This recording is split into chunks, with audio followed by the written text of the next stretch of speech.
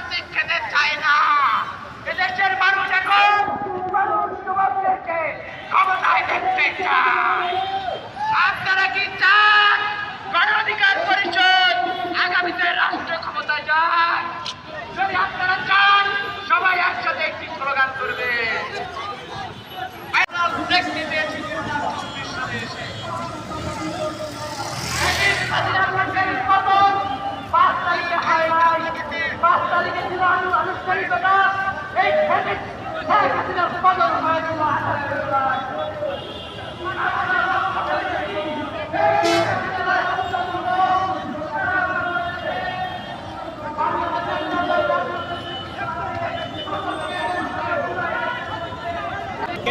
সরকারি কলেজ এখানে নেই কেন সেটা আমি জানতে চাই।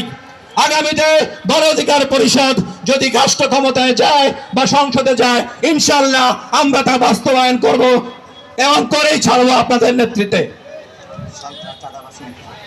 এই এলাকার মালিবাগ থেকে শুরু করে সেই চৌধুরীপাড়া থেকে শুরু করে সারাদিন যানজট লেগে থাকে। এই যে ভাঙাচুরা যত রকম বাস আছে সব সময় যানজট লাগে এবং আপনারা প্রায় শুনবেন এখানে রোড অ্যাক্সিডেন্টে মানুষের মৃত্যু, এবং সেটা কোনো অভিজাত পরিবারের সন্তান না।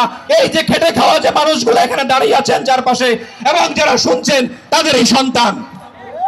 ইনশাআল্লাহ আগামীতে যদি গণ অধিকার পরিষদ রাষ্ট্র ক্ষমতায় যায়, সংসদে যায়, ইনশাআল্লাহ এই রাস্তায় সুশৃঙ্খল ভাবে বাস, ট্রাক, লরি সকল কিছু চলার জন্য সিদ্ধান্ত নিবে গণ অধিকার পরিষদ।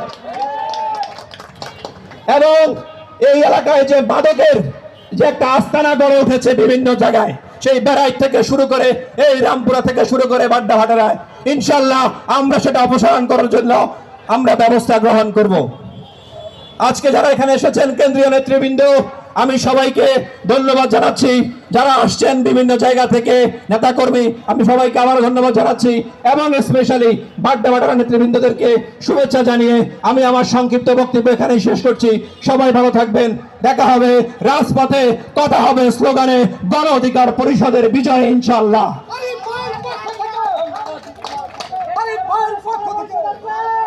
ধন্যবাদ আরিফুর রহমান আরিফ ভাইকে।